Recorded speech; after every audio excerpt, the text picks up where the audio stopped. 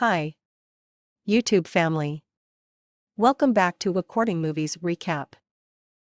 Today, I am going to explain an American biographical comedy drama film called Green Book. The premise of the movie is set in the year 1962. An Italian-American doorman, Tony, works at the Copacabana nightclub in the Bronx.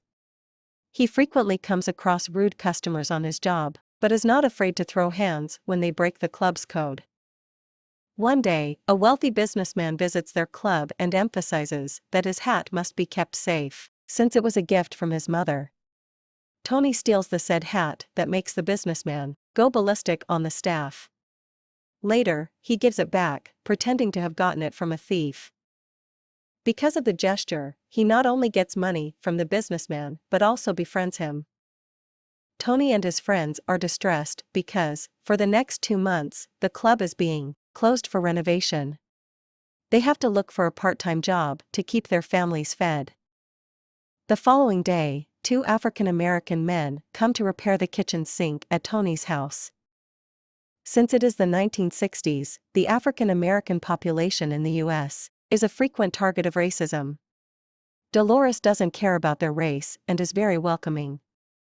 She even offers them water and sees them off politely. However, after they leave, Tony throws away the glasses they drank from. He doesn't think much of it because such subtle but apparent racist behavior is common in society around the time. One day while Tony is still looking for a job, he gets a call from an associate of his. The person tells him about someone named Dr. Don Shirley who is looking for a driver. The very next day, Tony goes to Don's place for an interview and finds out that he is an African-American man. He has a doctorate in psychology and music and is a world-famous pianist. Tony has never seen such a luxurious lifestyle in his entire life, and to think that it all belongs to Don is surprising to him. The pianist is planning to go on an 8-week concert tour through the Midwest and Deep South, and needs Don to be his driver for the trip. If everything goes well, they will be able to return home on Christmas Eve. Don explains the job to Tony, who is unwilling to be his butler alongside his driver. Don increases the pay because he knows he is going to face extreme racism in the way, and Tony seems like someone who can protect him. But Tony refuses and walks away. Later that day, the pianist calls Tony's home and asks Dolores for permission to take her husband away for 2 months. Tony agrees to accompany him for $125 a week. On the day of their departure, Dolores wishes him farewell and urges him to write letters throughout the trip. The record company rents them a nice car and informs Tony that if he misses a show, he will only get half of the money. More importantly, they provide him with something called the Green Book. It is a tourist guide for Black people in America that consists of a list of safe places for them to stay in the segregated southern states. Tony is surprised that something like a book even exists. The journey starts and initially, Tony bores Don with his non-stop chatter. Don is also especially annoyed because of Tony's improper grammar usage and absurd vocabulary.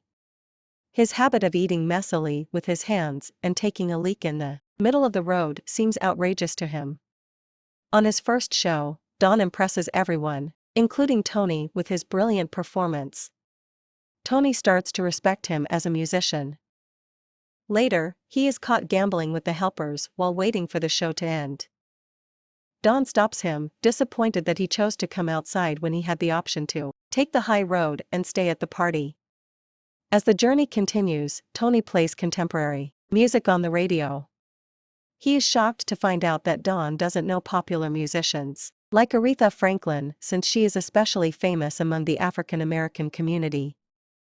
He is even more surprised when Don reveals he has never had Kentucky Fried Chicken.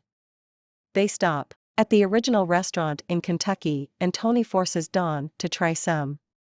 Although he is initially skeptical about eating with his hands, he is pleasantly surprised upon trying the dish. One day, they stop at a gas station where Tony finds an expensive jade gemstone on the ground that seems to have fallen off a cart of a rock seller. He pockets it but is immediately called out by Don. The pianist asks him to go inside and pay for the rock in an instant. Tony whines and groans, but does it anyway. Then, the duo reaches the second venue where the grand piano for Don is not cleaned. The janitor claims that a back person like him would have no problem playing on such a piano. The comment makes Tony furious and he punches the man in the face. The piano is then cleaned and polished for the performance. As they enter further south, Don is made to stay at blacks-only hotels. Even though he is among his people, he doesn't seem at home. One night he goes to a bar where a bunch of racists beat him up just for being in the bar. Tony quickly rushes to the location and threatens the thugs, claiming that he has a gun. After they narrowly escape the encounter, Don asks him if he really has a gun. Tony replies that he was just bluffing, and the two continue to the hotel. For the next concert, they stop at a southern mansion. As usual, Don is the center of attraction in the room and is respected by all. He is also the only African American man other than the butlers, but he is used to such an environment. The host even makes special fried chicken for the main guest, but during intermission, he is denied to use the white people's bathroom. He claims that he has gotten a hang of it by now, but Don insists on reading it. In the letter, Tony has described his wife as a house full of a happy family. The pianist similes and approves of it. A few hours later, they arrive at the final concert venue in Alabama. Don is shown great respect when the host lets him park his car in the space that he calls the guest of honor spot. But right after, he is taken to a tiny closet that is his dressing room. Don doesn't complain and continues changing inside it. He then tries to join the others in the dining room but is denied access. The host claims that they have nothing personal against him, but it has been a tradition for the restaurant to only allow black servants to walk inside the dining space. When Don refuses to play unless he is allowed to dine, the host tries bribing Tony to persuade his boss. Tony is about to get handsy with the man, but Don stops him. He gives Tony the right to choose what he should do: eat somewhere else and continue the show, or ditch it altogether. Tony chooses the latter and they drive off to a bar for black people. Don flashes his wallet filled with money, which a couple of thugs notice. He even plays the piano with the local jazz band and enjoys his time to the fullest. When they are about to leave, Tony spots the thugs from earlier waiting behind their car to mug them. The duo then begins their journey back to New York, hoping to make it by Christmas Eve.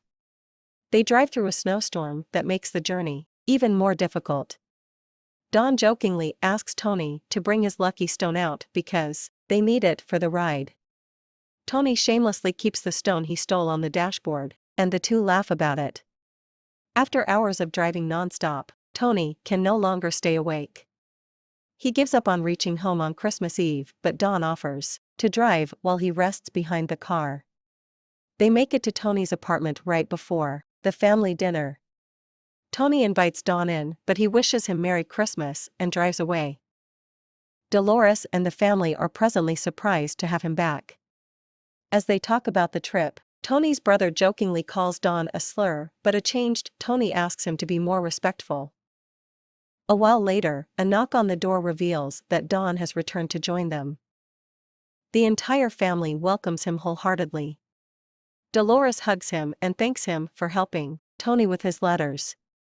In the last clip, a picture of real-life Tony is shown. He continued working at Copacabana and became the maitre d' of the club. Don also continued his music career and was highly successful. They remained friends for the rest of their lives, before they both passed away in 2013. Subscribe for more videos like this, turn on the notification, and leave a like to help the channel out. Thanks for watching.